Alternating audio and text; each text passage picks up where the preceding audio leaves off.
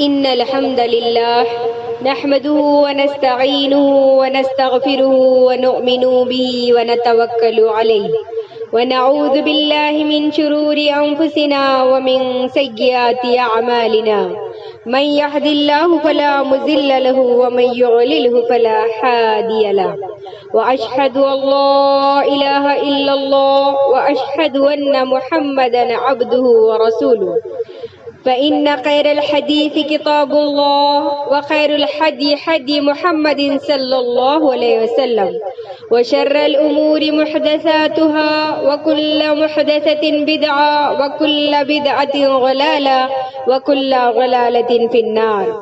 فأعوذ بالله من الشيطان الرجيم. بسم الله الرحمن الرحيم. واتبعوا ما تتلو الشياطين على ملك سليمان وما كفر سليمان ولكن الشياطين كفروا يعلمون الناس السحر وما أنزل على الملكين ببابل هاروت وماروت وما يعلمان من أحد حتى يقولا إنما نحن فتنة فلا تكفر فيتعلمون منهما ما يفرقون به بين المرء وزوجه وما هم بضارين به من أحد إلا بإذن الله ويتعلمون ما يضرهم ولا ينفعهم ولقد علموا لمن اشتراه ما له في الآخرة من خلاق ولبئس ما شروا به أنفسهم لو كانوا يعلمون. تمام تعریفیں اللہ رب العالمین کے لیے لائق و زیبا ہے جو ہمارا خالق، مالک اور رازق ہے. تمام تعریفیں اللہ رب العالمین کے لیے لائق و زیبا ہے جس نے کن فیکون سے اس دنیا کو وجود بخشا. تمام تعریفیں اللہ رب العالمین کے لیے لائق و زیبا ہے جس نے ہماری ہدایت و رہنمائی کے لیے لگاتار نبیوں کو مبعوث فرمایا.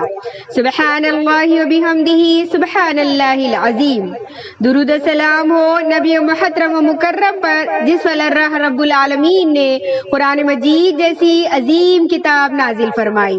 درود و سلام ہو نبی محترم و مکرم پر جنہوں نے تانے کھائے، پتھر سہے، خون بہایا لیکن حق رسالت ادا کیا.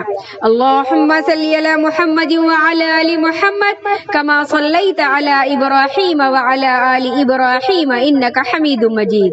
اللہم بارک علی محمد وعلی آل محمد کما بارکت علی ابراہیم وعلی آل ابراہیم انک حمید مجید. معزز سامعات، السلام علیکم ورحمۃ اللہ وبرکاتہ.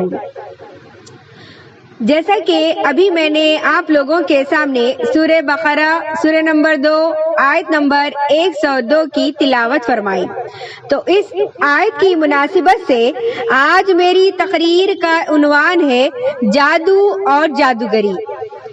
عصر حاضر میں جہاں بے شمار بیماریاں اور گناہ عام ہو چکے ہیں، وہیں رشتوں میں خلش اور آپسی بغض و حسد اور دشمنی کی وجہ سے جادو کا رواج بھی عام ہو رہا ہے.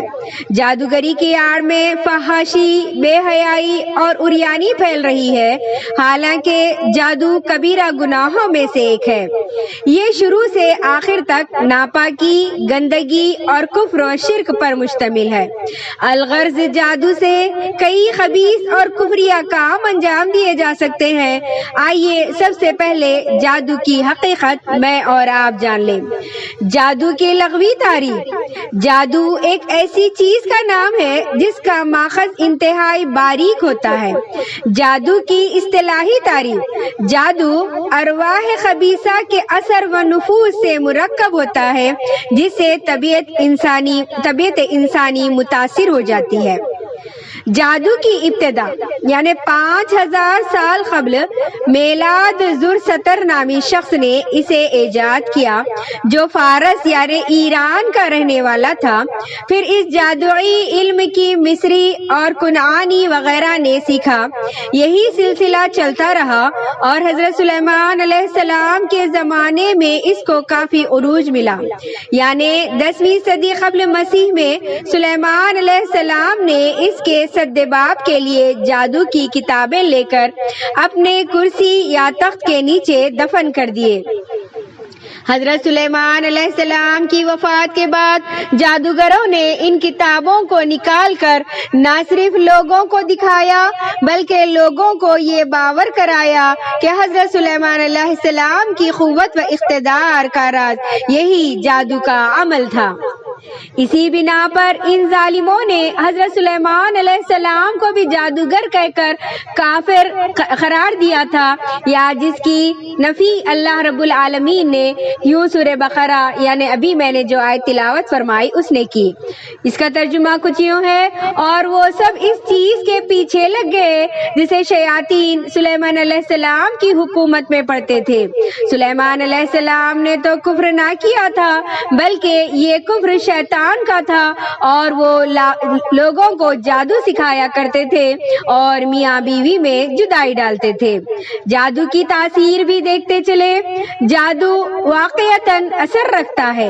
جادو سے انسان بیمار اور قتل بھی ہو سکتا ہے، اس سے باطل کو حق بھی بنایا جا سکتا ہے، رشتوں میں جدائی بھی ڈالی جا سکتی ہے۔ لبید بن عاصم ایک یہودی نے اللہ کے رسول صلی اللہ علیہ وسلم پر ایسا جادو کرایا کہ آپ صلی اللہ علیہ وسلم کو محسوس ہوتا تھا کہ آپ نے ایسا کوئی کام کر لیا ہے جبکہ اسے نہ کیے ہوئے ہوتے تھے۔ جادو کا حکم، جادو سیکھنا اور سکھانا حرام ہے۔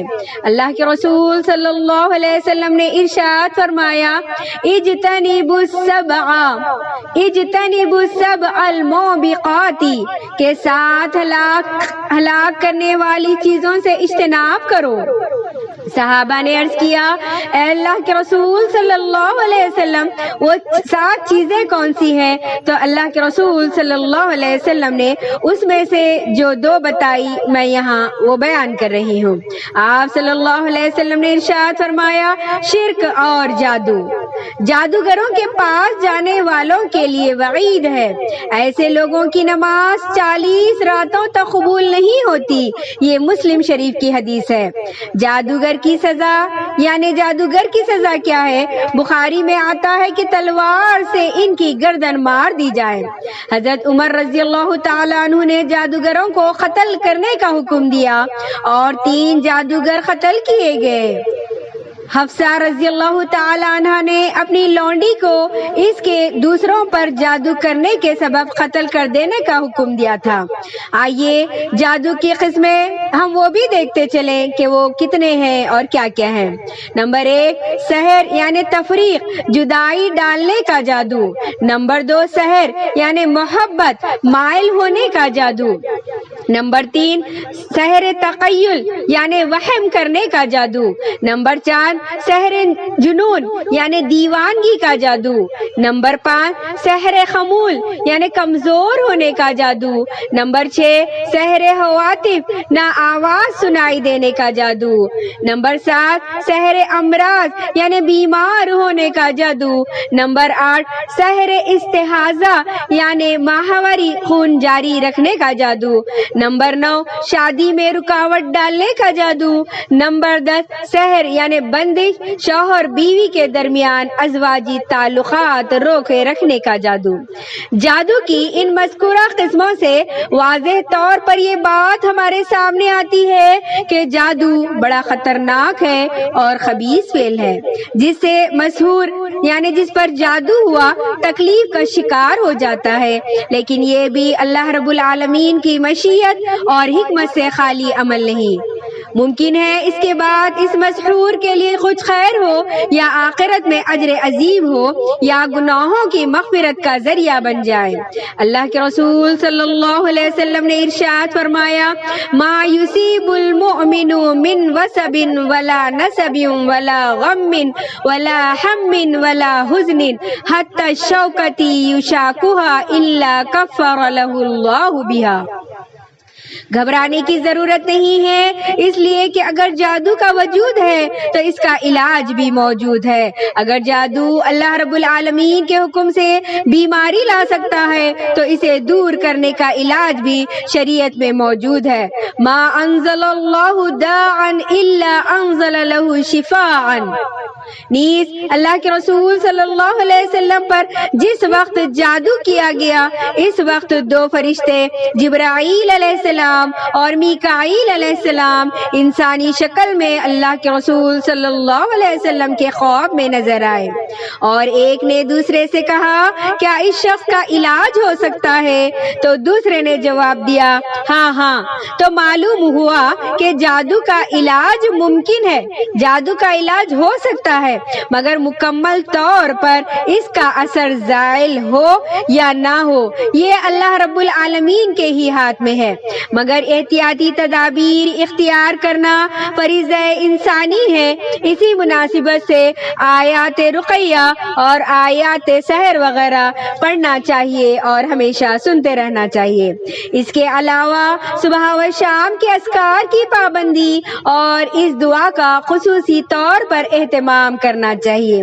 بسم اللہ ارقیکا واللہ یشفیکا من کل داع یعزیکا ومن کل نفس او عین حاسد اللہ یشفیکا۔ تو یہ دعا پڑھیں گے، اور جو رخ شرعیہ جسے کہتے ہیں یعنی سورہ فاتحہ ہے مکمل طور پر، سورہ بقرہ کی چند آیتیں ہیں، اسی طریقے سے ہم دیکھیں سورہ اعراف کی چند آیتیں ہیں، سورہ یونس اور سورہ طٰہٰ کی چند آیتیں ہیں، سورہ مومنون کی چند آیتیں ہیں، سورہ فرقان کی چند آیتیں ہیں، سورہ احزاب کی چند آیتیں ہیں، اور سورہ احقاف اور سورہ رحمان، سورہ حشر اور سورہ جن اور سورہ کافرون مکمل پڑھنا چاہیے۔ سورہ اخلاص مکمل پڑھے، سورہ فلق مکمل پڑھے اور سورہ ناس مکمل پڑھے۔ تو انشاءاللہ جو جادو ہم پر ہو رہا ہے یا جو لوگ ہم پر جادو کر رہے ہیں اگر ہو بھی چکا ہو تو انشاءاللہ ثم انشاءاللہ اس کا جادو زائل ہو جاتا ہے اور آدمی شفا یاب ہو جاتا ہے۔ آخر میں اللہ رب العالمین سے دعا گو ہوں کہ رب العزت تمام امت مسلمہ کو جادو جیسے خبیث کفریہ عمل کرنے کرانے اور ایسے لوگوں کے شر سے محفوظ فرمائے۔ الہ العالمین ہم تمام کو عزت کی زندگی اور عزت کی موت نصیب فرمائے۔ الہ العالمین توحید کی زندگی اور توحید کی موت نصیب فرمائے۔ آمین ثم آمین وآخر دعوانا ان الحمد للہ رب العالمین۔ السلام علیکم ورحمۃ اللہ وبرکاتہ۔